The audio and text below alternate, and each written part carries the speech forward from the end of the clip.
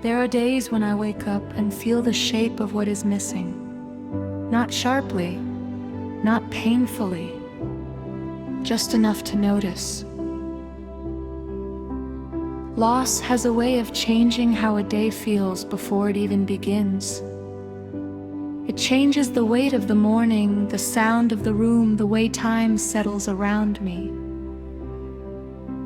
And yet, some days surprise me. Some days feel complete, not full, not perfect, just complete in a quiet and ordinary way. This is one of those days. I sit where I always sit, without deciding to. The room holds me the same way it always has. Nothing feels unfinished in this moment. There was a time when I believed completeness meant having everything I once had, all the familiar shapes, all the familiar voices, all the pieces arranged the way they used to be. I don't believe that anymore. Change has rearranged my life in ways I didn't plan for. Some things have faded.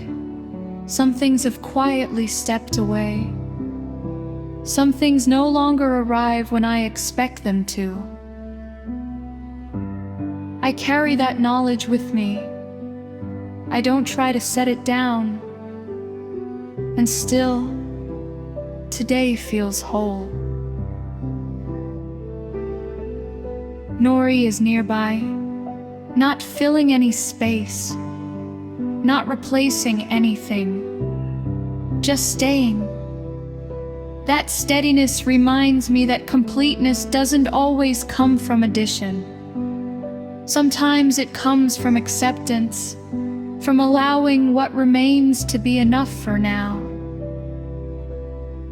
I think about how often I once measured my days by comparison, comparing today to yesterday, comparing what is to what was. Those comparisons used to feel automatic, almost necessary. Now they feel less urgent. This day does not ask to be measured against anything else. It exists on its own terms. The light moves slowly across the room. I notice it without following it. Time passes without announcing itself. Loss has taught me that not every absence needs to be filled. Some absences become part of the landscape, quiet, familiar. They don't disappear,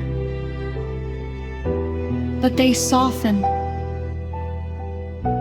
I used to think that acknowledging loss meant reopening it each day. Now I understand that it can also mean letting it rest beside me without pulling it closer, without pushing it away. Nori remains nearby as these thoughts move through me. That presence does not change when my thoughts change. It remains steady regardless of where my mind wanders. There is comfort in that kind of constancy, not because it fixes anything, but because it does not leave. I notice how the day unfolds without asking me to keep up. Nothing presses for attention. Nothing insists on meaning. This day does not require explanation. I remember days when completeness felt impossible, when every moment seemed to highlight what had changed, when the shape of loss felt sharper, more demanding. Those days still exist. They visit from time to time. But today is different. Today feels finished without effort, as if the day itself has decided it is enough just as it is. I don't question that feeling. I don't try to hold on to it. I let it stay as long as it wants. The room remains quiet. The pace remains slow. Nothing asks me to resolve anything. I realize that completeness does not mean the absence of loss. It means the presence of peace alongside it. Not peace as a solution, peace as a condition. I am not waiting for the day to give me something else. I am not expecting it to change its shape. I stay with what is here. Nori stays nearby. The day stays gentle. Time stays open. I think about how often I once believed that feeling complete meant reaching the end of something, finishing, closing, moving on. Now I see that some days are complete simply because they ask for nothing more.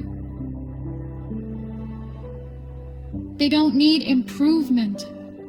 They don't need correction. They simply arrive, stay for a while, and remain whole in their quiet way. I allow myself to trust this feeling, not to depend on it, just to notice it. Loss has changed many things in my life, but it has not taken away my ability to feel settled, even briefly, even gently. That realization rests with me. Nori remains nearby, unchanged by the passing of thought and memory. That quiet presence feels like a reminder that not everything moves with loss. Some things remain steady. The day continues without ceremony. I do not mark its progress. I do not prepare for its ending. I stay with it, not because it is extraordinary, but because it is enough.